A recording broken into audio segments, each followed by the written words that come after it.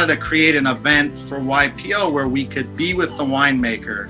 We would have him for the afternoon, and we could not only just learn about the process and feel comfortable asking questions as a group, but integrate into what he's doing and taste from his barrels of wine and really, touch it, taste it, smell it, go in the vineyard and walk in small groups, socially distanced, down the vineyard aisles with the guy who runs the vineyard. And we'll learn about the vines, we'll learn about the decision to when to pick, when the pH is right. Taste out of 4 different barrels, and while you're tasting, try to help people understand the nuance between one barrel from the other, as subtle as they may be.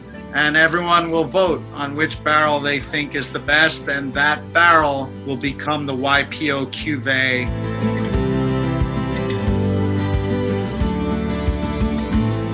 A gentleman who came from upstate New York, a settler who came and settled into Oregon in the 1850s. His name was John Abbott. He settled on this hill and started farming the hill. It's always been a land of agricultural practices up here, and for the last 20 years, it's been a vineyard.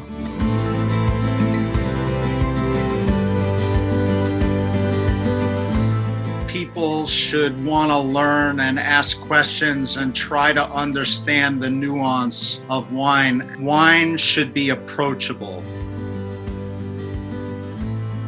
My best friend in college was half French, and he lived in Paris, and he invited me to France after we both graduated, and I spent the summer there. It was always there, and it was always talked about. Where I really caught the bug to begin with was in Bordeaux. The center of conversation, it's not like you open a bottle of wine and didn't mention it. It was made by someone with an amount of thoughtfulness. The fact that it was always different, always surprising, always delicious, and always part of eating. It's not only just the wine for me, it's the people. If I open 3 bottles of the same Burgundy on 3 different occasions, they will taste different. It's never the same for me. The soil and the place and how it's connecting with the soil and the rock and the essence of that coming into the glass as you drink it. And that's a unique experience and appreciation, I would say. I myself love a good story. I'm very sensitive to what catches the attention of people.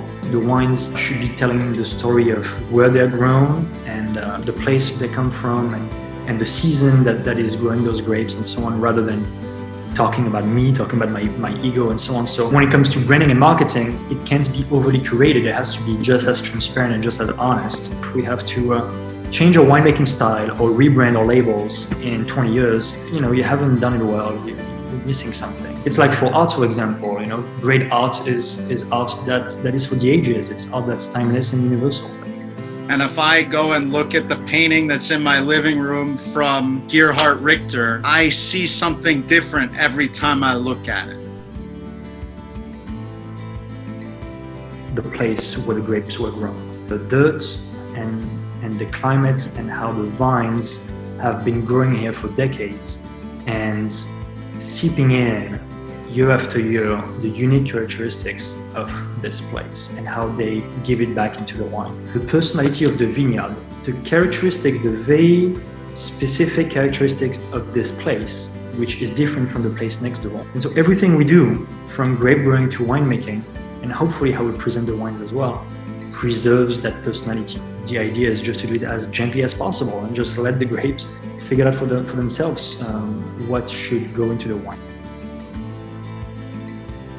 The essence really is, at the end of the day, wine creates bonding and lasting memories. Particularly with great wine, I can remember who I had the bottle with, what we talked about, where we were, how I was feeling at that point in time.